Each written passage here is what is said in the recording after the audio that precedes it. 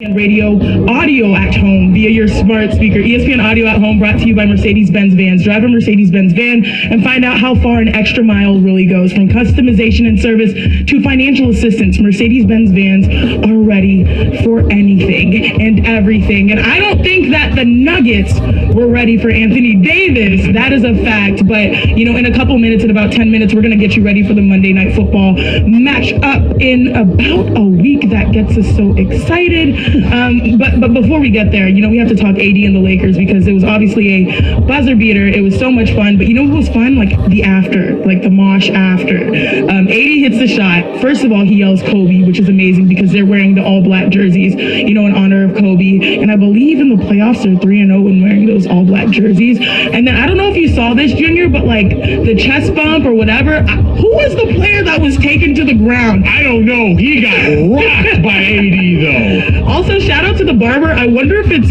Rondo's brother because everyone's hair braided up looks super tight, including AD. And then after, you know, it's just a huge moment for Anthony Davis. What did he say? I'm that guy. I'm that guy. I'm like that. I'm like that. I'm like that. He got it like that, knocking down the three, obviously on a brain fart by the Nuggets. So I'm just wondering, like, I'm curious, are you standing firm on 5-1 Lakers, or do you think that this could be a sweep? Are you ready to call it over for the Nuggets? No, because I think what we saw last night is exactly why I always thought it was going to be 5-1. This Nuggets team is good enough to steal one in this. We saw it, but they were close to it last night were it not for those late game heroics. And so, no, I absolutely think they're going to win one over the course of this. Jokic, Jamal Murray, this entire crew just has too much talent. They fought too hard. They've been down too much. They've earned, I think, the respect that comes with displaying that kind of poise before, just enough to get them one game and then probably shut the door. You know, that's why that shot really hurts, because if they won that game, which, by the way, you know, we're talking AD, it could have easily been like with the flip of a switch, been talking about Nikola Jokic, who put the team on his back, though. Literally, like, back down AD, made him look like a Reggie Miller. Did you hear what Reggie Miller said? He said, made him look like a JV player. I was like, ooh. Which is all the more impressive because Nikola Jokic doesn't have a single muscle.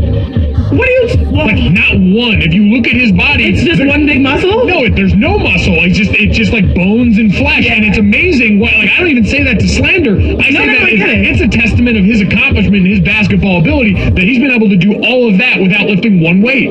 Yeah, no, he also, you know, it's true. Like, he has shifted his body. He's gotten lighter. And I think that's why he's able to sustain his play throughout this entire playoff bubble. But that back end and that hook shot, it could have easily been a narrative where the Nuggets have split. It's 1-1, but instead AD has this huge shot. And in my opinion, I feel like this is the one team that you can never count out, because this is a team that has gone to 4 straight series in which they go to game 7s and they've won. They've been victors.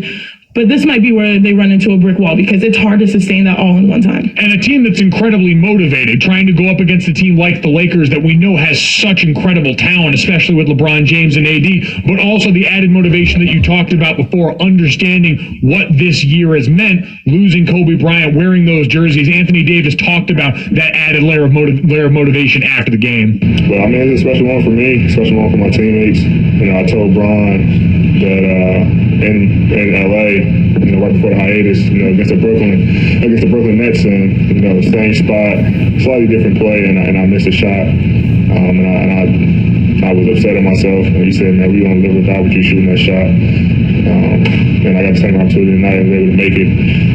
But I mean, it's a special moment for me, special moment for the team, especially in a situation like this. You know, trying to go up 2-0 against a special team who's great competitors and, you know, going to fight for the entire 48 minutes.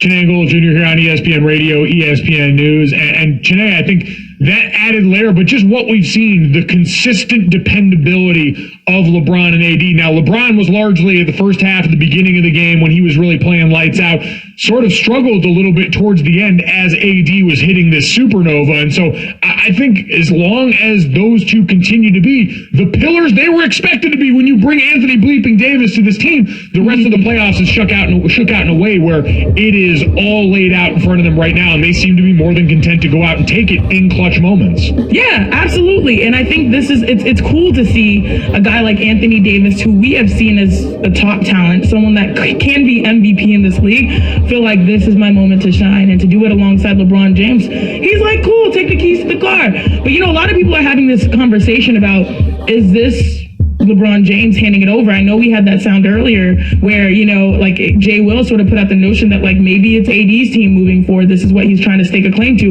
I think it's more hand in hand, but realistically, this is the Lakers team. Those are the problems you want to have. Oh, LeBron doesn't have to do too much. Oh, AD can take over.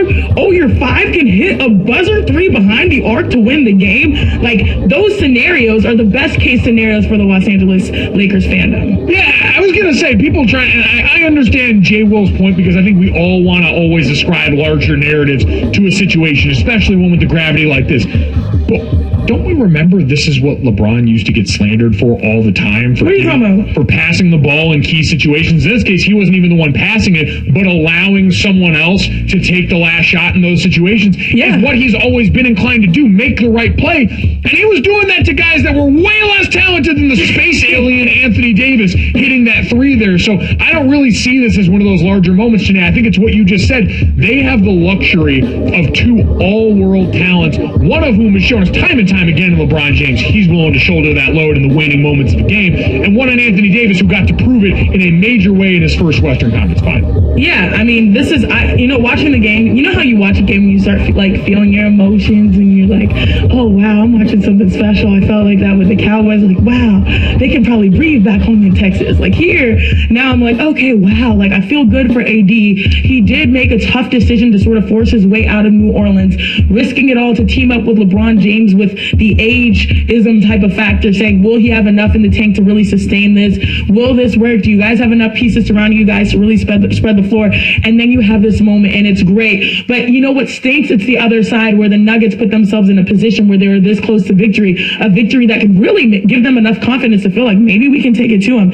Instead, they're stripped. They're down 2-0. But this is one team that has 9 lives when it comes to the playoffs. And they have players that, you cannot predict, whether it's Jokic, even though he's doing it unathletically, or Jamal Murray, who's stepping up, or MPJ, which I don't know. Like, how do you feel about MPJ? MPJ, I just feel like every time him and Kyle Kuzma go up against each other, it's the Spider-Man pointing meme on the court. I feel like they're two sides of the same coin. I agree, but these are unpredictable types of players, right? Like, you look at the Eastern Conference Finals, you see guys that you sort of know. Here, we're coming to know a lot about the Nuggets, right? Like, in real time. So even though they're down 2, they have a history of not letting that phase them. And also, they have players that we just don't know too much about, and they continue to give us more information in real time. But I think you might be right. 5 Lakers in 5.